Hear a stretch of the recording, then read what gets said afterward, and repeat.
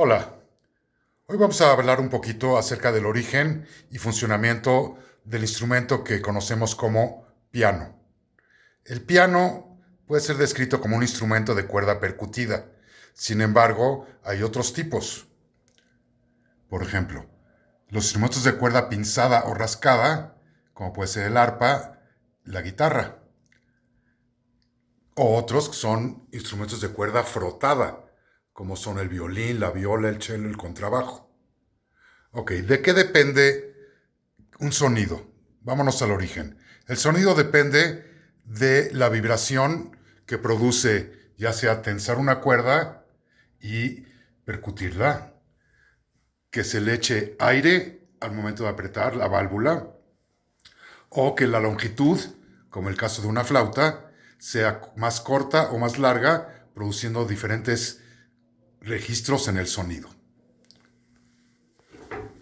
Vámonos un poquito más para atrás y tratemos de entender un poco más acerca de esto. Digamos que el sonido, como las ondas de esta imagen del agua, es un fenómeno natural. La música, en cambio, es el resultado del desarrollo consciente del sonido por parte del hombre, hasta convertirlo en un arte y una ciencia. Los principios básicos en los que se fundamenta toda música son el ritmo, la tonalidad, la dinámica y el timbre. Alguna familiarización con estos elementos y con la forma en que se ordenan proporcionará a todo aquel que escuche música un valioso instrumento de penetración en los secretos de la música. ¿Cuál sería la diferencia entre ruido y música? Bueno, un ruido es un sonido no deseado. La música es algo que provocamos, que tratamos de imitar una tonalidad, algo que se nos ocurre o algo que inventamos. Imaginemos una cuerda, la tensamos y al moverla, ¿qué produce? Produce unas ondas sonoras que da el tiempo, da el ciclo. Esa cuerda la podemos subdividir en varias partes. Entre menos partes tenga división, será más aguda, más grave y así. Ok. Finalmente, a alguien se le ocurrió una idea muy afortunada que es diseñar teclas blancas y teclas negras en la adaptación al instrumento que es el piano que conocemos. Sin embargo, es un instrumento de cuerdas. Aunque parezca que no lo es, ahorita vamos a ver por qué sí es un instrumento de cuerdas. Digamos que el precursor del piano fue este tipo de instrumento. Es un clavecín. A ver, el piano se supone que es un instrumento de teclado y cuerdas percutidas. El primero que lo desarrolló fue Bartolomeo Cristóforis en el siglo XVIII. Viene derivado del clavicémbalo. Y a partir de ahí se trató de poner diferentes intensidades en el sonido. Por ejemplo, el piano quiere decir suave y el forte, tocar fuerte. De ahí el nombre pianoforte, que después se simplificó en piano. Si nos vamos más para atrás, el verdadero origen, hace 3000 años, de intentar formar un instrumento musical de cuerdas, sería la cítara. Nuevamente, vamos a tratar de ver qué era eso. Esto es lo más parecido a una cítara que podemos encontrar. ¿Sí? Proviene de África y de Asia. Repito, cerca de 3000 años antes de Cristo. Las cuerdas son tensadas sobre una caja de madera y ya la palabra guitarra viene de la palabra quítara, que es un instrumento de cuerdas de latín griego. ¿Cómo empezó su evolución? Era un monocordio. Monocordio quiere decir que era una sola cuerda. De ahí pasó al salterio, al clavechín y al clavicordio, que después se denominó clavicémbalo. ¿Por qué son todas esas diferencias? Muy sencillo. Depende el país en donde esté originado. Por decir algo. Si es de Inglaterra, se va a llamar harpsichord. Si es de Alemania, glockenspiel. Si es de Italia, clavecín o clavicordio, pero en realidad es un instrumento muy parecido, aunque la nomenclatura cambie constantemente.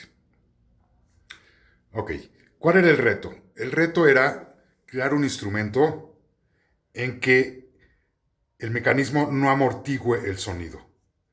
O sea, un masillo que tras golpear las cuerdas vuelva a su posición original sin permanecer en contacto con ellos y sin rebotar. O sea, que se pueda repetir la nota. De ahí su nombre es Spinetón Oval, en 1698, que fue el abuelito del piano, digamos. En 1726 se crea ya un sistema de una corda, o sea, un sonido suave, donde el volumen y el timbre le dan expresión y puede producir un sentimiento de dulzura. Empiezan a copiar este tipo de instrumentos gente como Silbermann, que inventa el pedal a finales del siglo XVIII, y en 1853 Stein, Streicher, Walter y finalmente Steinbach, que después derivó en el apellido Steinway, y es el instrumento moderno que hoy conocemos como tal. O sea, un instrumento de cuerdas cruzadas y sobre una tabla armónica. Ahora, ¿se acuerdan que les dije que el instrumento de piano es un instrumento de cuerda? Así no se ve más que teclas. Sin embargo, si abrimos acá, ya podemos apreciar que estas son las cuerdas. O sea, ahí están los tornillitos donde se van tensando las cuerdas. Y ahí abajito, si se alcanza a apreciar, son cuerdas. Ok, vamos a hacer un experimento. Cuando yo toco una nota, este martillito está pegándole a estas tres cuerdas. Son tres cuerdas para que suene un poquito más lleno el sonido en cada nota, ¿no? Cada nota corresponde a una blanca, una negra, una blanca, otra blanca, etcétera, ¿no? Entonces, yo puedo tocar varias veces y como el martillo se regresa, permite mucha agilidad, mucha repetición sin que se atasque el sonido. Ok. ¿Cuál es la función del pedal? Aquí, por ejemplo, al soltarlo, sigue vibrando la cuerda, por eso suena. Regreso y ya tensa la cuerda. Cuando yo aprieto el pedal, ¿qué hace? Se retiran todos los martillos. ¿Se alcanza a ver? Se retiraron. Entonces yo toco, se apaga el sonido. Con el pedal sigue sonando. Mientras no deje de apretar el pedal, sigue la vibración, por ende el sonido. Lo quito y se apaga el sonido. Vayamos ahora a ejemplificar esto con una guitarra. ¿Por qué decía que es artificial o o sea, es algo arbitrario totalmente lo de las notas blancas y negras? En el caso de la guitarra, cada trastes se llaman estas divisiones, ¿sí? Es medio tono, por decir. Este es medio tono, otro medio tono, otro medio tono. Se podría haber simulado con teclas blancas o negras entre cada uno y cada uno, ¿sí? Pero si yo no sé tocar una guitarra, yo nunca sabría cuál es do, cuál es re. O sea, no es visual. No es tan visual como en el caso del piano. En el piano, inmediatamente me doy cuenta que donde están las dos negritas a la izquierda, ese es do. Y de ahí cuento. Pero en realidad, ¿qué es? Pues nada más es una cuerda. O sea, al sonido no le importa si es blanca, si es negra. Es medio tono. Otro medio, medio, medio, medio, medio, medio, medio, medio, medio, medio, medio, medio. Así es como estamos acostumbrados en la música occidental. En el caso de la cítara, por ejemplo, o en la música oriental, se puede tocar hasta un cuarto de tono en cuarto de tono. O sea, imagínense que en vez de ser medio tono de acá para acá, habría otro intermedio y luego para llegar al medio tono. Entonces, en vez de tener 12 tonos, que son entre blancas y negras son 12, 5 y 7, tendríamos, ¿cuántos?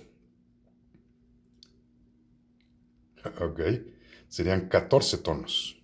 Ok, bueno. Por eso suena la música china tan especial o la oriental. Y hay muchas otras variantes y otros muchos experimentos. Por ejemplo, si mi instrumento nada más constara de puras negras, sonaría una escala pentatónica.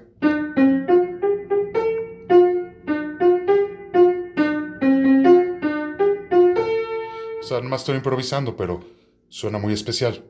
Y también, si no existieran blancas y negras y fueran puros blancas en este sentido, tomaríamos escalas que se llaman de modos griegos, por ejemplo. Si yo voy de do a do, ¿cómo suena?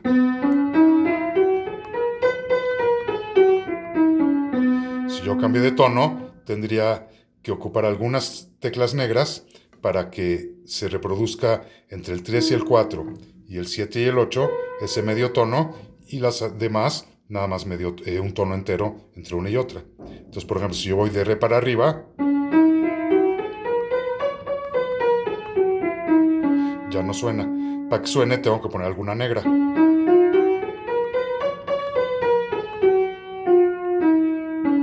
Tampoco sonó, tengo que poner otra negra. Ahora sí sonó. Si voy de mi a mi, pues no, ya no.